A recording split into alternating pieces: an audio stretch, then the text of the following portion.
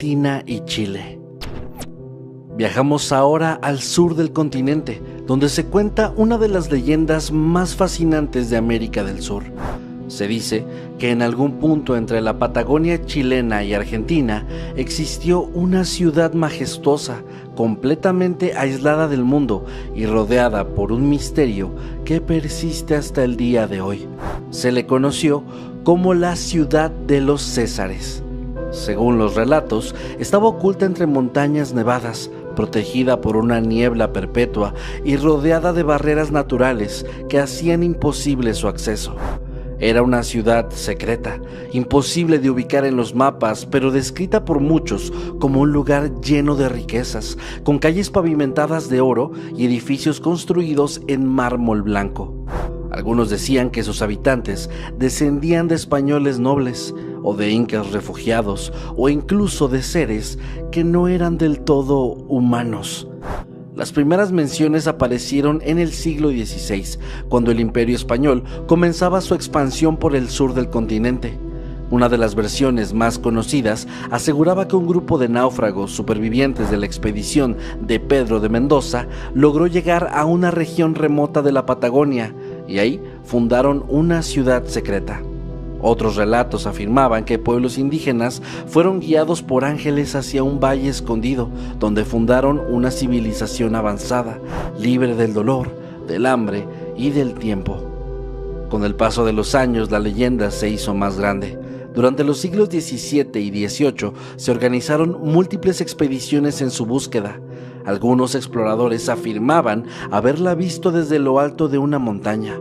Era una ciudad resplandeciente, con cúpulas brillantes, en medio de un paisaje que simplemente parecía imposible. Otros aseguraban haber llegado hasta sus puertas, solo para ser rechazados por los propios habitantes, quienes deseaban proteger el secreto de su existencia. Uno de los testimonios más repetidos es el del misionero jesuita José García Alzue. Según escribió, varios pueblos originarios le hablaron de una ciudad escondida al sur, rodeada de riquezas y habitada por una cultura muy misteriosa. Alzue intentó encontrarla en más de una ocasión, pero en cada intento terminó fracasando. Incluso el propio gobierno español se vio envuelto en esta búsqueda y en 1766 el gobernador Joaquín de Espinosa organizó una expedición oficial con más de 100 hombres, armados y financiados, para encontrar la ciudad.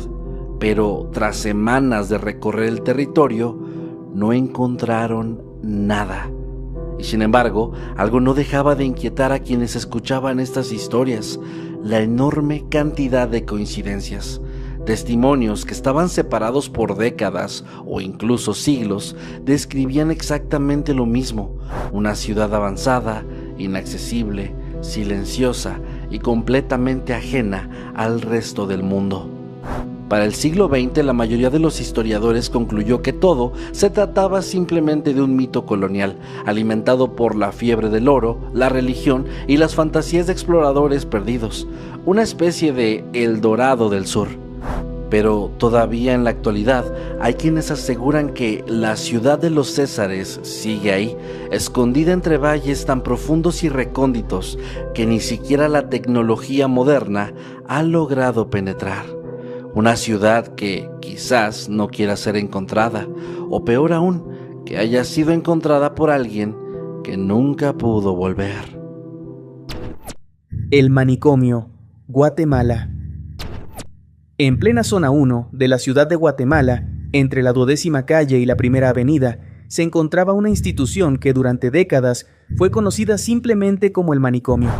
Oficialmente llamado Hospital Neuropsiquiátrico, este centro albergaba a más de 1.600 pacientes con enfermedades mentales, muchos de ellos abandonados por sus familias o internados por decisión judicial.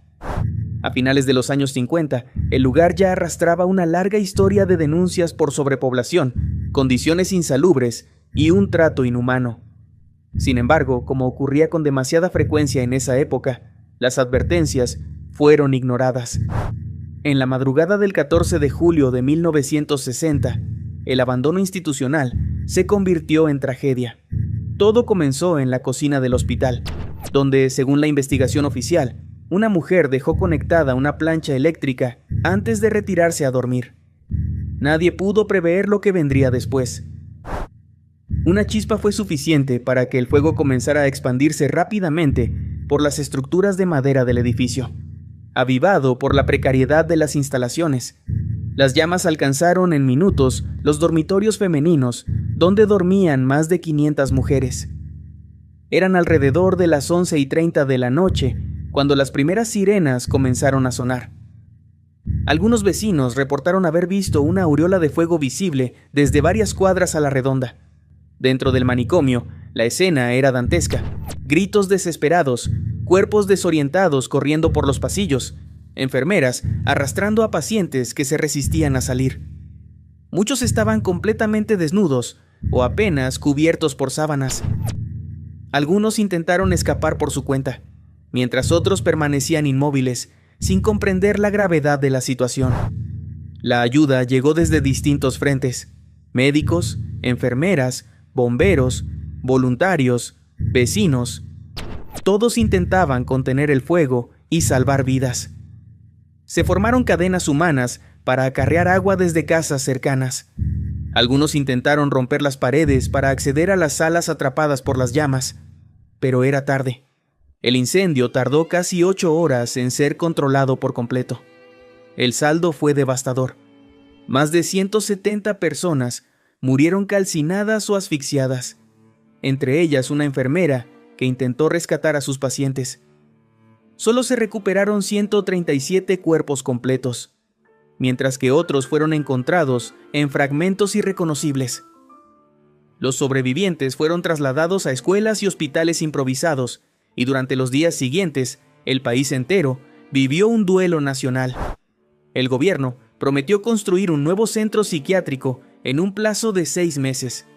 Aquel nuevo hospital, el Carlos Federico Mora, no abriría sus puertas sino hasta 12 años después, en 1972. Mientras tanto, el terreno que ocupó el antiguo manicomio fue despejado, y por décadas funcionó como estacionamiento del Hospital General San Juan de Dios. Pero aunque las llamas se extinguieron, hay quienes aseguran que algo quedó ahí. Con los años comenzaron a circular relatos sobre ruidos extraños durante la madrugada, lamentos apagados, gritos lejanos, sombras que parecían moverse entre los autos estacionados. Algunos vecinos aseguraban haber visto figuras humanas de pie, inmóviles en la oscuridad. Otros afirmaban sentir un peso en el pecho al caminar, cerca del antiguo predio, como si algo los observara desde adentro. Incluso quienes participaron en labores de rescate describieron escenas imposibles de olvidar. Pacientes que se negaban a salir del fuego, otros que reían mientras todo ardía a su alrededor, y cuerpos sin rostro que parecían mirar fijamente incluso después de muertos.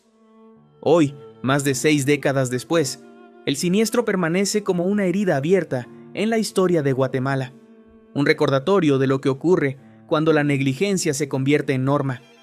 Y aunque la ciudad cambió y los edificios fueron reemplazados, en las noches más silenciosas aún hay quienes afirman que el manicomio sigue ardiendo. No en